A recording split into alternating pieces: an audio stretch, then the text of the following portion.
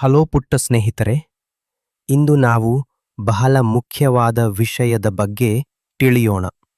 ನೀರು. ನೀರಿಗೆ ಜಾದೂ ಸ್ನೇಹಿತನಿದ್ದಾನೆ ಎಂದು ಕಲ್ಪಿಸಿಕೊಳ್ಳಿ. ನಾವು ನೀರನ್ನು ಹಲವು ಕೆಲಸಗಳಿಗೆ ಬಳಸುತ್ತೇವೆ.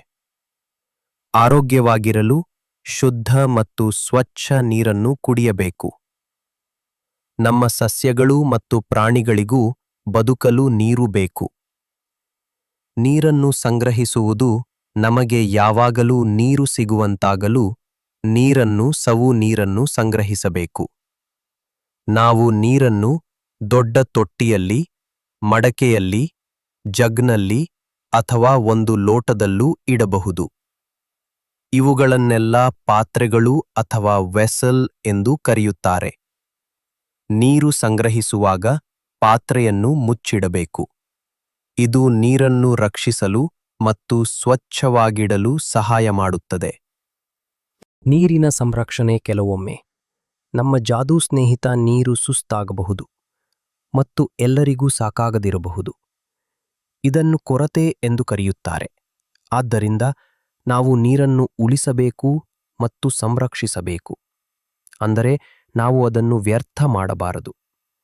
ನೀರು ಉಳಿಸಲು ಕೆಲವು ಮಾರ್ಗಗಳು ಇಲ್ಲಿವೆ.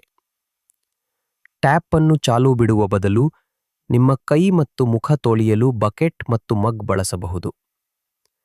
ಮಳೆ ಬಂದಾಗ ಮಳೆ ಹನಿಗಳು ಹೊಳೆ ಮತ್ತು ನದಿಗಳನ್ನು ಸೇರಿಕೊಳ್ಳುತ್ತವೆ. ನಾವು ಈ ಮಳೆ ನೀರನ್ನು ಸಂಗ್ರಹಿಸಿ ನಂತರ ಬಳಸಬಹುದು. ಜಲ ಮಾಲಿನ್ಯ. ನಮ್ಮ ಜಾದೂ ಸ್ನೇಹಿತ ನೀರು ಕೊಳಕಾಗಬಹುದು. ನೀರಿನಲ್ಲಿ ಕಸ, ತ್ಯಾಜ್ಯ ಅಥವಾ ಇತರ ವಸ್ತುಗಳು ಇದ್ದಾಗ ಅದು ಕಲುಷಿತವಾಗುತ್ತದೆ. ಕೊಳಕು ನೀರು ಕುಡಿಯಲು ಯೋಗ್ಯವಲ್ಲ ಮತ್ತು ನಮ್ಮನ್ನು ಅನಾರೋಗ್ಯಕ್ಕೆ ಒಳಪಡಿಸಬಹುದು. ನಮ್ಮ ನೀರಿನ ಮೂಲಗಳನ್ನು ಸ್ವಚ್ಛವಾಗಿರುವುದು ಬಹಳ ಮುಖ್ಯ. ನಾವು ನದಿ ಮತ್ತು ಕೆರೆಗಳಿಗೆ ಪ್ಲಾಸ್ಟಿಕ್ ಅಥವಾ ಇತರ ತ್ಯಾಜ್ಯವನ್ನು ಹಾಕುವುದನ್ನು ತಪ್ಪಿಸಬೇಕು. ನಮ್ಮ ಜಾದೂ ಸ್ನೇಹಿತ ನೀರನ್ನು ಯಾವಾಗಲೂ ಚೆನ್ನಾಗಿ ನೋಡಿಕೊಳ್ಳಿ ಎಂದು ನೆನಪಿಡಿ.